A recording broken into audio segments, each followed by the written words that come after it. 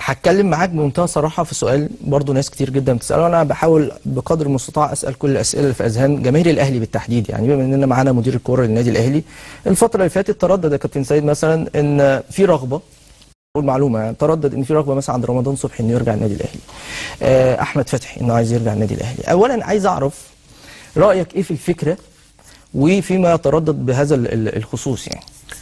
بص انا يعني برضو يعني دايما بقول حاجات مش عايز اقول عكسها. انا ما بحبش اتكلم على حد ما بقاش في الفرقه في الوقت الحالي ماشي يعني خالص يعني. بس في كلام بيطلع يعني ان المشكله لو مثلا رمضان رجع، او في ناس بتطرح الموضوع اللي زي ده والقضيه دي وبتتكلم فيها.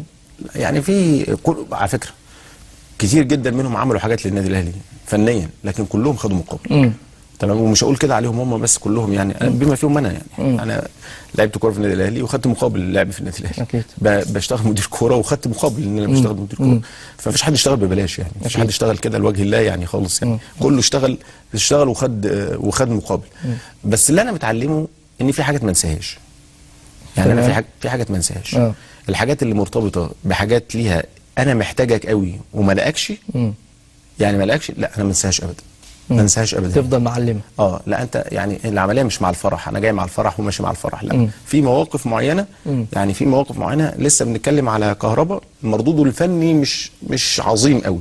تمام، لكن كان صاحب موقف. ففي حاجات انا ما انساهاش على المستوى الشخصي، لكن اللي هو قرار سيد تمام لوحده ده قرار مؤسسه كبيره وكيان كبير اسمه النادي الاهلي. طيب مشي من النادي الاهلي حسام عاشور، مشي شريف اكرامي، مشي احمد فتحي، مشي رمضان صبحي، مشي عبد الله السعيد. اكتر لعيب الكابتن سيد اتصدم في رحيله او زعل على رحيله من النادي الاهلي ايا كان الاسلوب، بحكم العلاقه، بحكم التواجد، بحكم التاريخ. هقول كلام واقول لك انا دلوقتي ايه.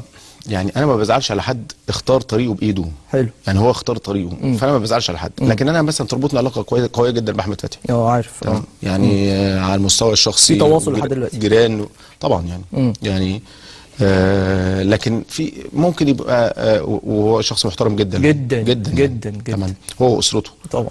ففي الاخر انت خدت قرار وانت بكامل قواك العقليه ومركز كويس قوي، واحنا كمان اديناك وقت. يعني في وقت كبير جدا خدته وما كانش فيه ضغوط زي ما بيتقال ولا حاجه خالص. انت خدت طريقك وشفت طريقك خلاص. طريق عودتك بقى لا مش بمزاجك انت. لا مش بتاعتك انت خالص، مش بتاعتك. لكن مفيش حد بعينه انت كنت شايف ان يعني صعب قوي انه كان يمشي من الاهلي، او زعلت انه مشي من النادي الاهلي من الخماسي ده بتاعك؟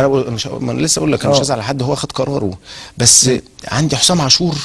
حسام عاشور شخصيه انا اشوف ان هي ممكن تعاملها مع الموقف ما كانش يعني مش عارف اقيمها لحد دلوقتي. مش قادر تقيمها. مش عارف اقيمها ولا احمد فتحي ولا احمد فتحي.